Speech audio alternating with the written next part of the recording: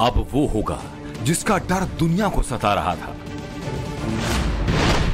अब वो होगा जिसका जिक्र करते हुए विश्व के लीडर्स की सांसें रुक जाती थी। अब वो होगा जिसका खतरा यूक्रेन को सबसे ज्यादा सता रहा था। एक गोली ने वर्ल्ड वॉर 1 शुरू की। क्रेमलिन पर ड्रोन अटैक अब वर्ल्ड वॉर 3 की शुरुआत करेगा।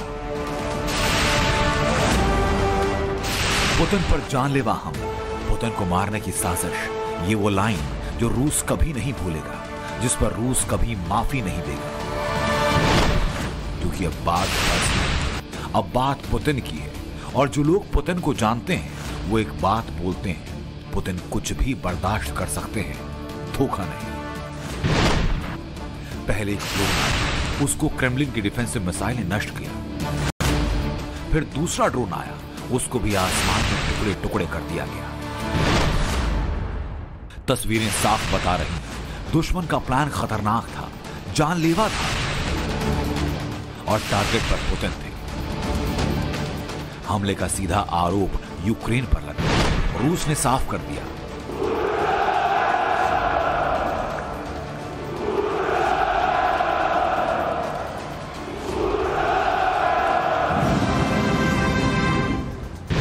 यूक्रेन को सजा मिलेगी, बहुत बड़ी सजा मिलेगी। ऐसी सजा मिलेगी जिसके बाद कोई देश, कोई भी दुश्मन कभी रूस के दिल पर वार करने की गलती नहीं करेगा। अब जो कुछ होगा वो 9 मई से पहले होगा। क्रेमलिन पर हमला 3 मई को हुआ। 9 मई को रूस की विक्ट्री डे परेड होती है, यानी 6 दिन में कुछ बड़ा एक्शन होगा। क्या क्या हो सकता है, पुतिन के पास क्या क्या ऑप्शन है, कितने खतरनाक विकल्प हैं, पूरी डिटेल बताएंगे। लेकिन उससे पहले रूस के राष्ट्रपति व्लादिमीर पुतिन कैसे हैं, ये आपको बताते हैं। जिस वक्त क्रेमलिन पर हमला हुआ उस वक्त पुतिन वहां नहीं थे, पुतिन मॉस्को से बाहर थे। लेकिन पुतिन के मूवमेंट की जानकारी बहुत सीक्रेट रखी गई, क्योंकि पुतिन यूक्रेन के प्राइम टारगेट पर हमेशा से है। अब वो सवाल जो हर कोई जानना चाहता है, यूक्रेन पुतिन पर हमला क्यों करेगा? रूस यूक्रेन जंग के 14 महीने हो चुके हैं, लेकिन अब तक यूक्रेन रूस को रोक नहीं पाया। ऐसे में अगर पुतिन को कुछ भी हो जाता है, पुतिन को रास्ते से हटा दिया जाता है, तो रूस में लीडरशिप क्राइसिस होगा और जंग रुक सकती है। ज़ेलेंस्की अच्छी तरह से जानते हैं और ये समझते हैं उनके पास वक्त बहुत कम है। अमेरिका, यूरोप से आने वाले हथियारों की सप्लाई कम हो चुकी है। जंग लड़ते लड़ते सैनिक थक चुके हैं, नए जवान भर्ती होने से मना कर रहे हैं। दूसरी तरफ रूस का आक्रमण हर बीते दिन के साथ बढ़ता जा रहा है। ऐसे में क्रेमलिन में ड्रोन अटैक के बाद अब रूस बदला लेने के लिए बेचैन है। हालांकि ड्रोन अटैक के बाद यूक्रेन ने पहले बयान में कहा कि उसका इस हमले से कोई संबंध नहीं, लेकिन आग तो लग ही चुकी है। ड्रोन अटैक के बाद नेटो समेत पूरी दुनिया परेशान है, क्योंकि पुतिन पर जानलेवा अटैक के बाद अब एटमी वॉर से इनकार नहीं किया जा सकता। रूस ने कहा कि असली युद्ध अब शुरू होगा, तो इसके पीछे ठोस वजह भी है। रूस के पास टैक्टिकल न्यूक्लियर वेपन के रूप में भी महाविनाश की ऐसी फैक्ट्री मौजूद, जिसका एक एक हथियार महातबाही ला सकता है। रूस के पास 1 किलोटन से लेकर 100 किलोटन की ताकत वाले करीब 2000 छोटे न्यूक्लियर बम। पुतिन को परमाणु हथियारों का बेताज बादशाह कहा जाता है। पुतिन के पास सरमट, कैलिबर, एवनगार्ड जैसी घातक एटमी मिसाइल मौजूद है।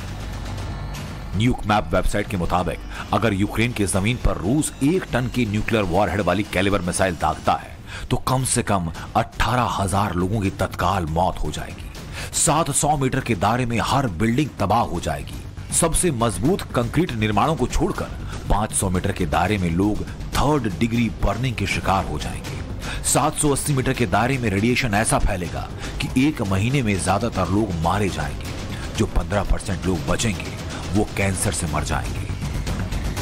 अगर कैलिबर मिसाइल से 10 किलोटन न्यूक्लियर वॉरहेड के साथ अटैक होता है तो एयर डेटोनेशन से 53,000 लोग मारे जाएंगे। 1.5 किलोमीटर के दायरे में इमारतें खत्म हो जाएंगी। पुतिन पहले भी नेटो देशों और उनके बल पर कूदने वाले ज़ेलेंस्की को वार्निंग दे चुके हैं। тем, кто позволяет себе такие заявления в отношении России, хочу напомнить, что наша страна также располагает различными средствами поражения, а по отдельным компонентам и более современными, чем у стран НАТО. И при угрозе территориальной целостности нашей страны для защиты России и нашего народа мы, безусловно, используем все имеющиеся в нашем распоряжении средства. Это не блеф. अब बड़ा सवाल ये कि पुतिन ने फैसला ले लिया अगर कि परमाणु हमला करना है और कोई रास्ता नहीं बचा तो वो ऑर्डर कैसे देंगे? रूस का परमाणु बम कैसे लॉन्च होगा? इसके लिए पुतिन ना किसी को फोन करेंगे, ना किसी को एटमी वेपन्स को एक्टिवेट करने के लिए ऑर्डर देंगे। इसके लिए पुतिन बस एक सीक्रेट रेड बटन दबाएंगे जो मौजूद है उनके बेहद खास न्यूक्लियर ब्रीफकेस में। परमाणु हमला चाहे पुतिन के कट्टर दुश्मन ज़ेलेंस्की की जमीन पर हो या फिर न्यूक्लियर पावर वाले ब्रिटेन पर, इस हमले के साथ ही तीसरे विश्व युद्ध का आगाज हो जाएगा, क्योंकि ना तो ब्रिटेन चुप बैठेगा ना अमेरिका हाथ पर हाथ धरे रहेगा। अमेरिका को न्यूक्लियर हमला करने में महज 60 सेकंड का वक्त लगेगा। अगर अमेरिका और रूस में जंग हुई तो अनुमान यह कि कम से कम 10 करोड़ लोग मारे जाएंगे। अगर इस जंग में 500 परमाणु बम फूटे तो आधे घंटे में 10 करोड़ मौत तय है। जाहिर है ये वो भयावह तस्वीर जिसे लेकर एक बार फिर पूरी दुनिया दहशत में है। Bureau report, times now Bharat.